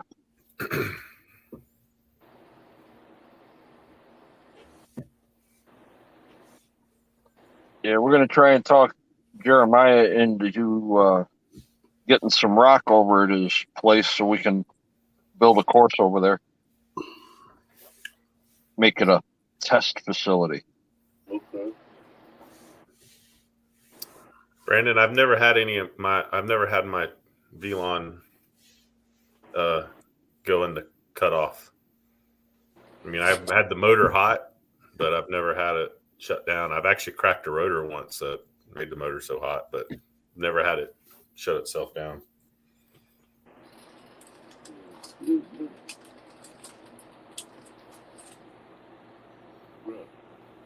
Asian lives on the beach. Yeah, whatever. I live close by the beach. Yeah. I'm not that far from the beach. No. Whatever. Times 3. Whatever. I mean, I'm not that far from the beach, but you know how often I go to the beach? Yeah, I'm 25 minutes from any beach. Yeah. And I almost never go. Yeah, I don't either. Costs too much to go to the beach down here.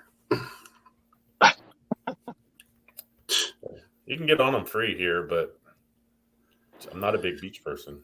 So I had some fun in Myrtle Beach at the beach with the what did I have? I had the TRX4 and my buggy before it was the drag car, and I had paddles on it. That was really fun. Yeah. Yeah, not much fun to be had at the beaches here.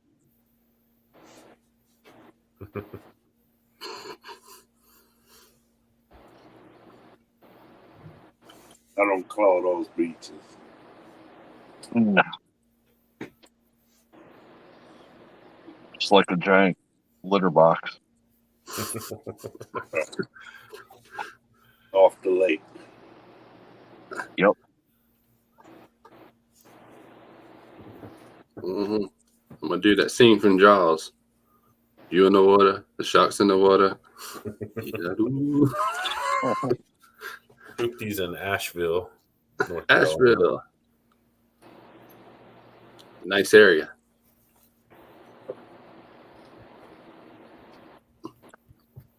Well, they let you ride your bicycle that far? I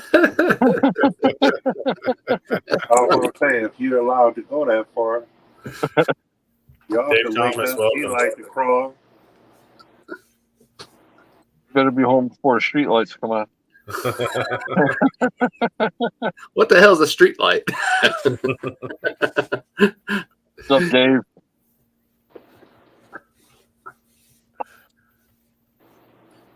What's going on, Dave? Oh,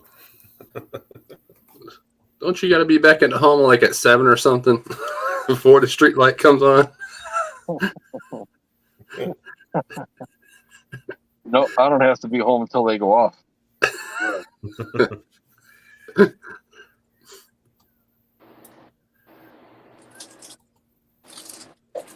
Hoopty says he loves it, but it's getting too expensive.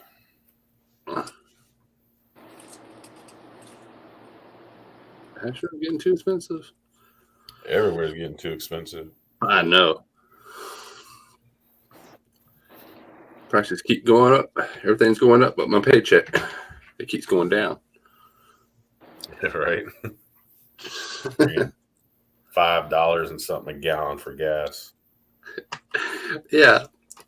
And I still don't get it. People pay $7 for a cup of coffee, but complain about $5 gas.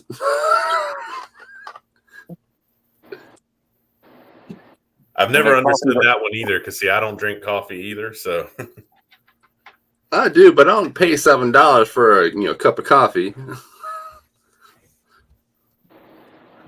I don't drink coffee at all. But yeah, I feel like if I did drink coffee, I wouldn't be paying $7 a cup either. But I mean, I typically don't complain about gas prices because I gotta have gas. Like, Yeah, you gotta have gas. somewhere. But it has gotten a little ridiculous. That's like here right now. The cheapest I found it is $4.79. See, I have to use premium in my personal car, so I don't even know what it's at right now. I don't want to know. I know Somebody posted on Facebook yesterday, and I'm gonna just take a shot in the dark and say they're in California. $9.26 a gallon for the cheap stuff. Jesus Christ. Yeah. I'm lucky that during the week I drive a company vehicle, so company pays for the gas. But Yeah, and then that same person posted a picture of the gas prices, the big sign at the gas station with a picture of Biden holding a camera, his phone like this, pointing, just smiling. So, yeah. well, I truly believe that it wouldn't matter who is in office right now. These gas prices would be what they are. I don't know.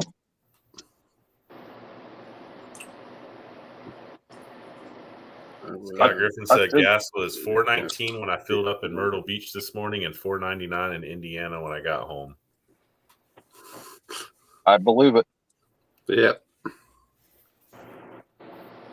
Like Monday when Guru and I went to that comp, we went past a Circle K right by my house, said $4.49. When we got home, it said $4.89. Said I'll just wait to get gas tomorrow. Let me see. Yeah, Cincinnati's even getting ridiculous.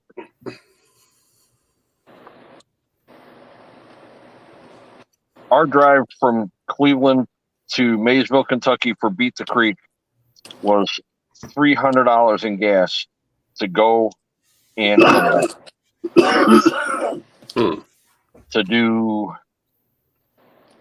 let's see, 317 miles was $300. For me right now, I'll drive myself next year. premium is the cheapest near me is $522.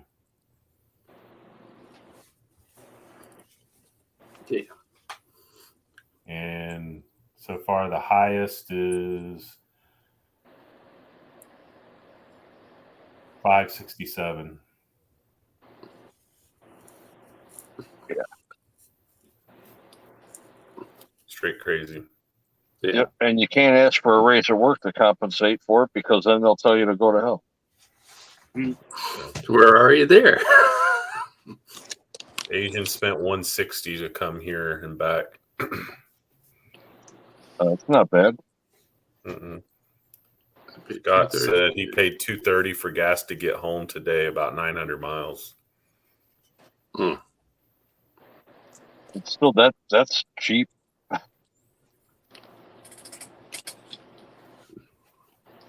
Yeah, you'd think the new Dodge pickup with that new eco-friendly engine would have got better mileage.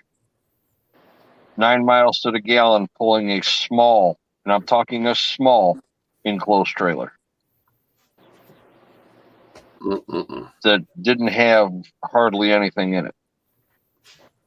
Kurt.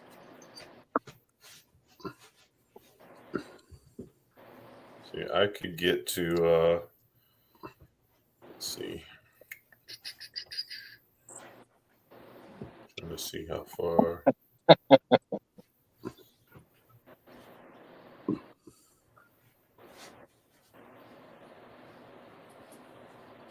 I'll just ride my bike to work.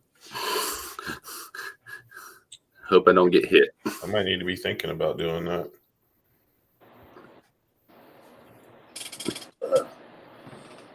Chris, Yes. why you don't get one of them liquor sickles?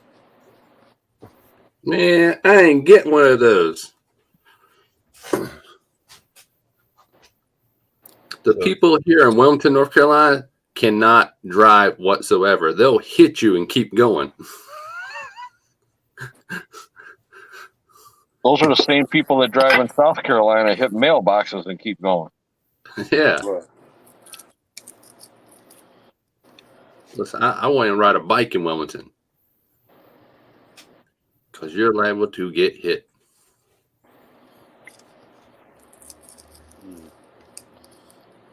So to get to Nelson's Ledges, it's 928 miles from me. So That's about 13 hours. Yeah, it says 13 hours and 45 minutes. So I could do that in a tank and a half of gas, roughly, or almost 2 tanks. So $160 there, $160 back, basically. And what kind of car do you drive? Well, HHRSS. I'm clingy tonight. It's a HHRSS 2.0 turbo. It when we went last year, when me and my buddy went to PA, we drove full tank from here all the way to Virginia before we stopped. We didn't stop. He drove all the way to Virginia before we stopped and got gas. We got almost 600 miles to the tank. Wow. So if I'm really good on it in the mountains, it does really, really good. It gets anywhere between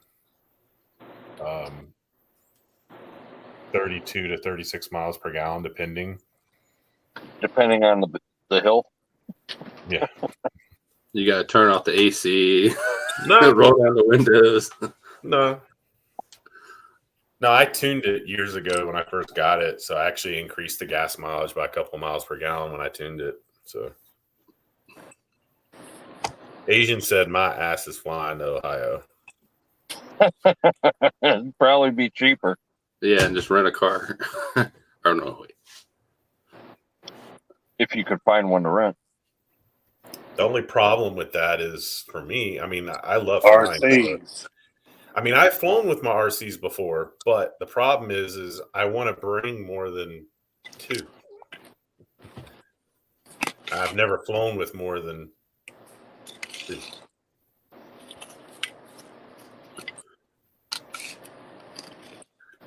Well, we got trail trucks, we got crawlers, we got comps. I mean, you guys get here, there's plenty of us that got plenty of trucks. I realize that. Dave Thomas said it's almost $20 to fill up the bike, and then Scott said, "Hell, it's $20 to fill up my lawnmower."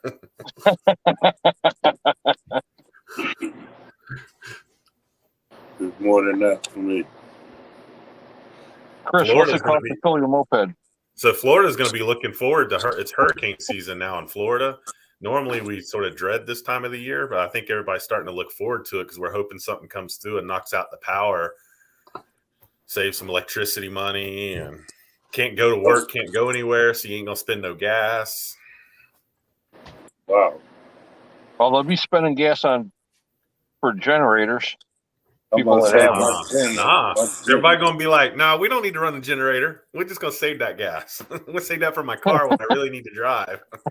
Right.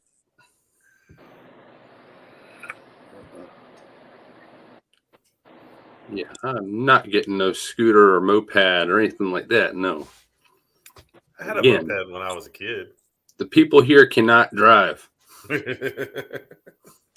One of the guys here just bought one of those electric, like a scooter / bike. He said it gets about 200 miles on one charge. Yeah. And I talked to him the other day. He goes, "I should have just rode my fat ass on that to work. Could have saved my ass a lot of money in gas." Yeah. I've been seeing a lot of people around here riding, got those bikes like that, battery operated ones. I was like, you lazy mothers. Y'all can't even pedal your bikes anymore. I was like, I didn't have that option when I was a kid. I had to pedal it.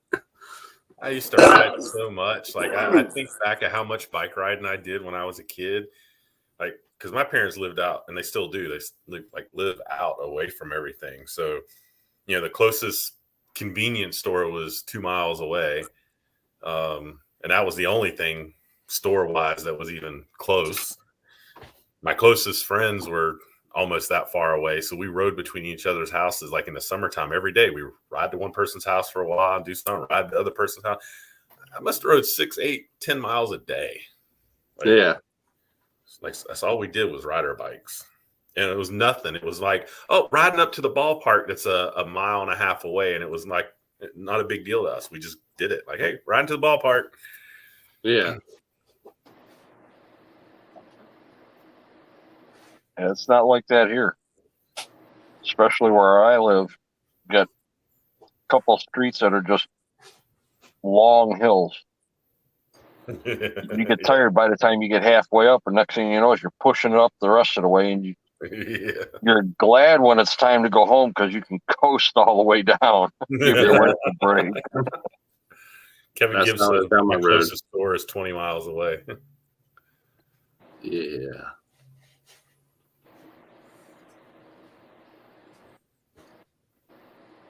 That's the good thing for me is if gas prices get any more ridiculous where I live, I don't really have a grocery store that's necessarily walking distance, but I have Zaxby's, McDonald's, Burger King, Chick-fil-A, and another restaurant that is all within walking distance. Nice. Of course, Dennis has got us all beat. He's get his Meals on the Wheels delivered to him.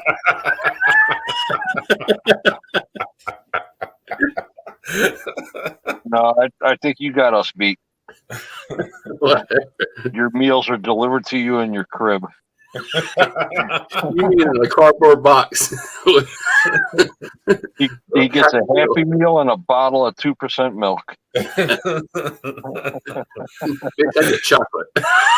I get a choice. Yes, Asian Ford restaurant. You're right. I can walk to that place.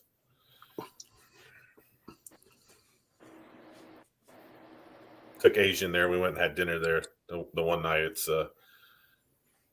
smack in between a Ford dealership and a Lincoln dealership, I think, or something. But it's, of course, Ford themed.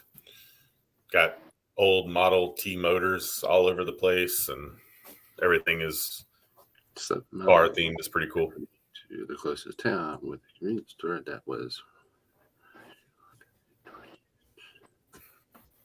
Lincoln. Seems Yeah, like Lincoln. everybody in here just lives like away from everything. not me. Well, you get on that little Razor scooter and just keep pumping your little foot away. Yeah, I'll pass you in your little scooter that you're riding on, your little hover around, going 4 miles an hour. Don't wear out those brand new Weebox that your mom and dad got you.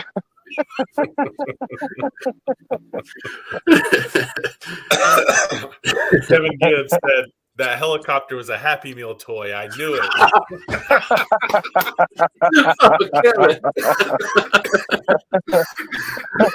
Nice, Kevin. Very nice. Jeez. Roasted me tonight, Kevin. Oh. That was good. Yeah, that was. Yeah, that was a good one, Kevin. You got me. Leave it up to Kevin. Yeah, leave it up to Kevin. Instead of leave it to Beaver, leave it to Kevin.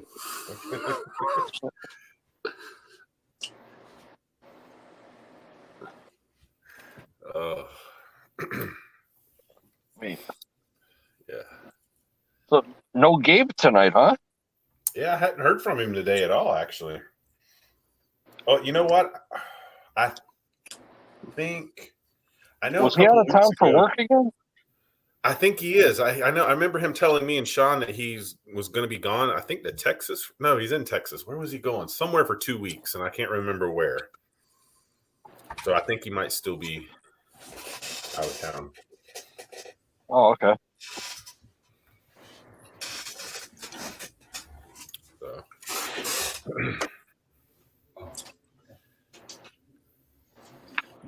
Yeah, we closing in on that 11 o'clock hour.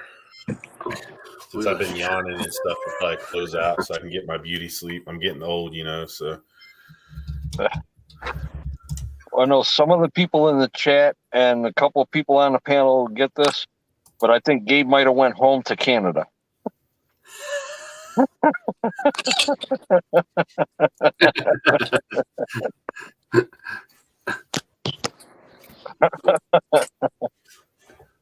Went home to Canada with a winch.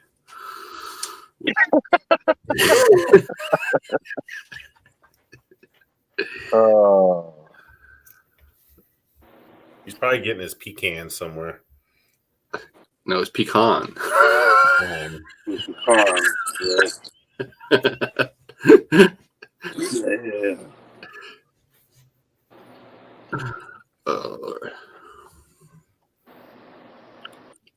So Now, what servo? What? What servo? You never sent that link. for what, your dirty south? Depends on how much you want to spend. And how heavy you planning on the rig being? Well, it ain't what I want. Let me ask you, how much are you willing to spend? Or what would be the most? Remember, I'm big bucks. Remember, I got big bucks. They take this, right?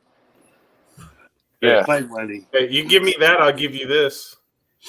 You're going to lose out there, John. You're going to lose. I got your address, JMH. I'm gonna send it to you just like this too. And you're gonna wonder why it made it through the mail like this. Asian, I was going to tell him the same thing. The NSDRC RS 800 V2. Or you can get the RS 700. Jesus, hold on. You ain't gonna tell me I ain't need a pen, bro. Agree, Kevin. No, but you also don't want it to shit out on you halfway through a course. No. You definitely don't want that either. But I think, again, it comes down to how heavy your rig's going to be. And how much you're willing to spend. And how exactly that, too. The NFRD F what? NSDRC.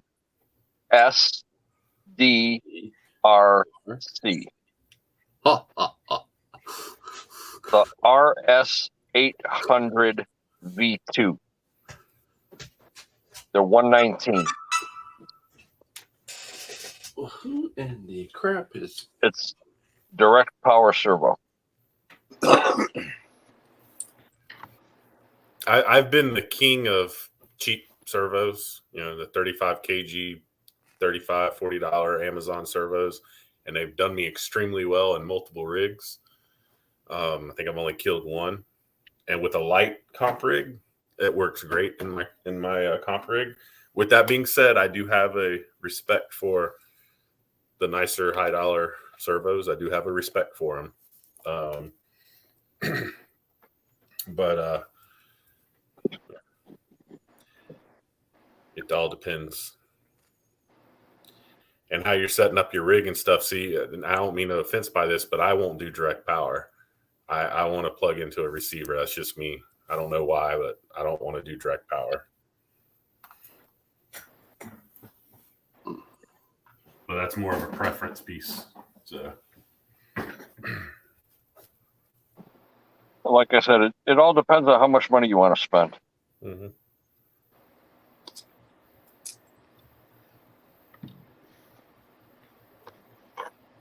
Okay. Get one of those Reefs 888s.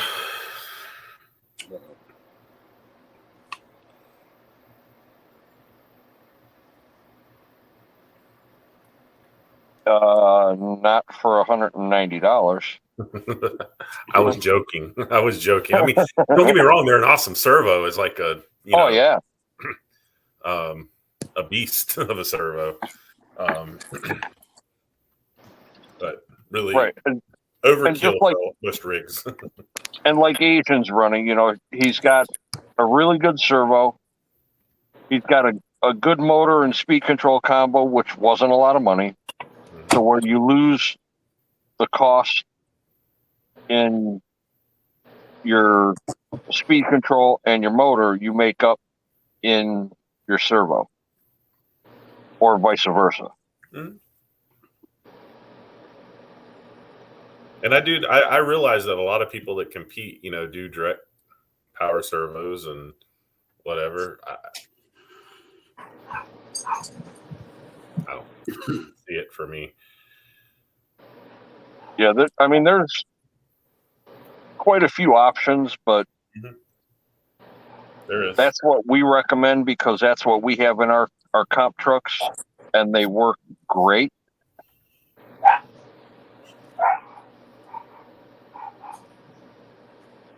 On 2S, it runs around 700 to 720 ounces of torque. On 3S, it runs around 900 ounces of torque. which is honestly probably overkill for most rigs. Right.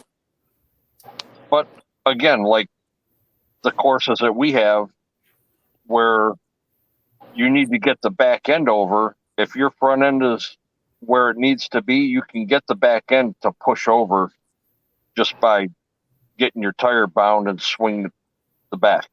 No, I trust me, I understand that completely. But it's like I said, it's all about this. Yeah, absolutely. What you want to spend. Yep. Mm-hmm. Kevin Gibbs, I plan to try a Fusion, a 2300 kV Fusion in the near future. Love my two 1800s. I will have a 2300 in the future. Just haven't decided which vehicle I'm putting it in. For sure.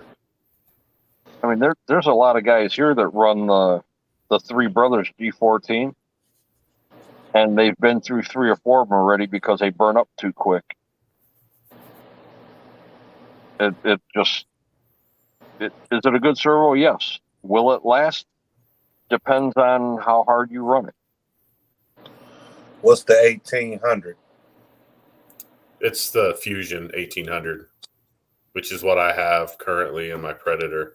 Yeah, the Fusion is super nice, super smooth, extremely smooth setup, a lot of tunability in it, and as Asian's already mentioned once before, I mean your ESC is built into it, so it's makes it sort of simple. Extremely nice system. Those run what, about 150 $50? Yep. So I mean, yeah, you can buy a Holmes Hobby Crawlmaster Sport motor and a Hobby Wing 1080 or even the ESC 70 or whatever for cheaper, technically. But the smoothness of the Fusion, the drag brake on the Fusion is, yeah, it's awesome. Yeah, and the option of having 200% drag brake is ridiculous. I've had that 6x6 straight up and down and just sits there.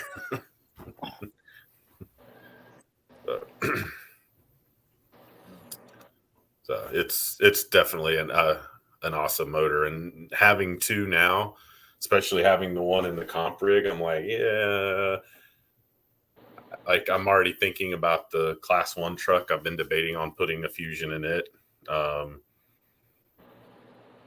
It's just nice, and I'll probably get one because I think the 2300 will go in this, I think. And if I decide to put a 2300 in the 6x6, then I can take that 1800 and put it in something else.